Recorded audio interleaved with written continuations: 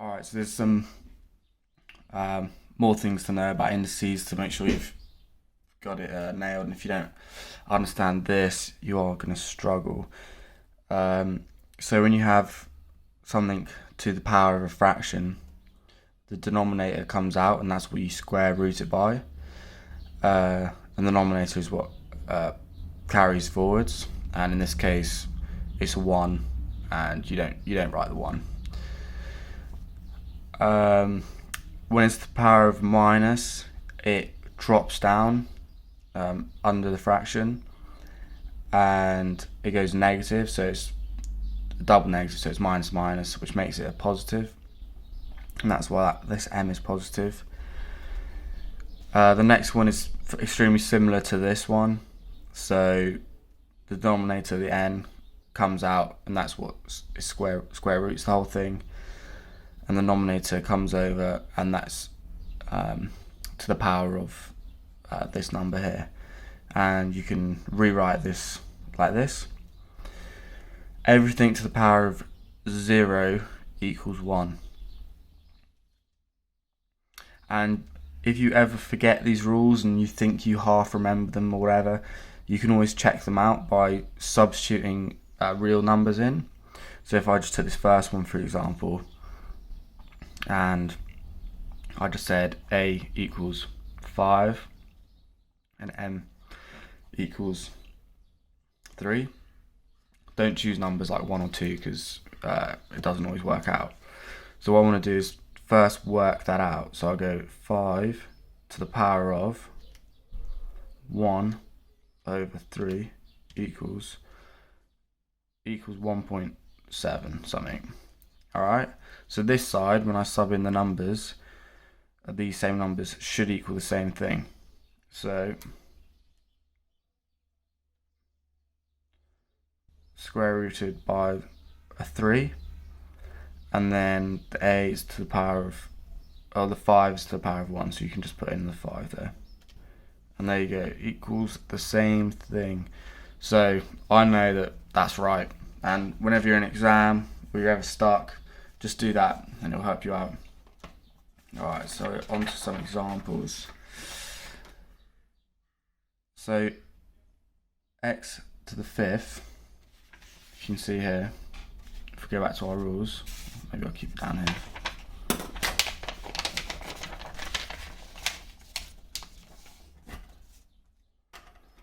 In this case, the a is an x, so we can just put the x down straight away. The number below is the m, so the m is what comes out, and the 1 goes in, but you can forget about that. Exactly the same in the next case, so we have 4, 2's on the bottom, and the 2 comes out, but we don't normally write the 2. If there isn't a symbol, it's assumed to be a 2, so you don't need to write that. And the square root of 4 is 2, because 2 times 2 is 4. The next one is the same, but in this case, the 3's on the bottom, so 3 comes out. And you can either do that in a calculator, and if on a calculator you have to press shift 3 if you want something to be cube rooted. You put your number in, 125 equals 5. I'm sure some of you already knew the answer to that. 5 times 5 is 25, 25 times 5, 125. Alright, so the next one, so when we're looking at some of the negative ones, you get 1 over 2 to the power of 3. Or you could also write that as 2 times 2 is 4, and then 4 times 2 is 8, so you could write that as 1 to the 8. Those all equal the same. Because it's in brackets, we deal with the whole thing, we just keep it all together, put it all under a 1, x plus 1, And because it's to the power of -1, you don't write it, but it's an invisible 1 right there.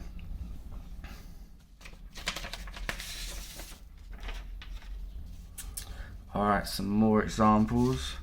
So this is our third rule, which is kind of similar to our first one. This one here. So in this case, we have 9.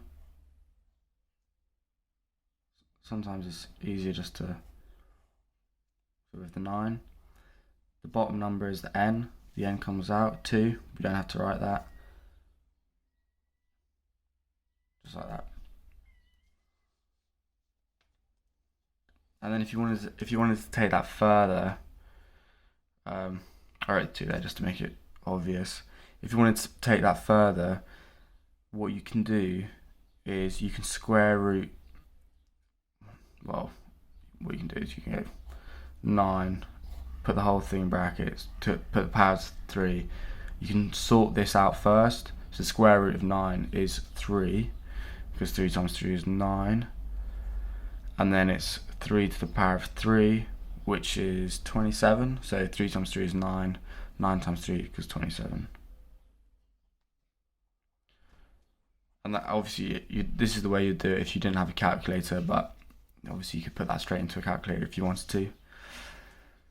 Same for the next one. So you have 81.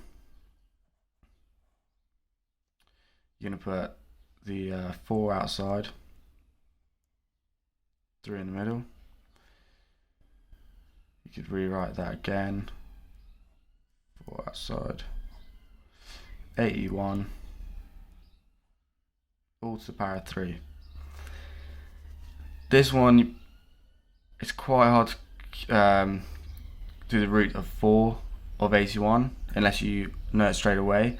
But the root of doing something to the root 4 is also the same just as doing it to the root 2 and then root 2 again.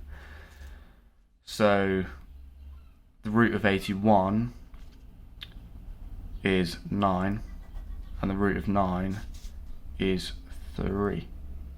So this can be written, simplified to 3 to the power of 3, and as we know, that's 27.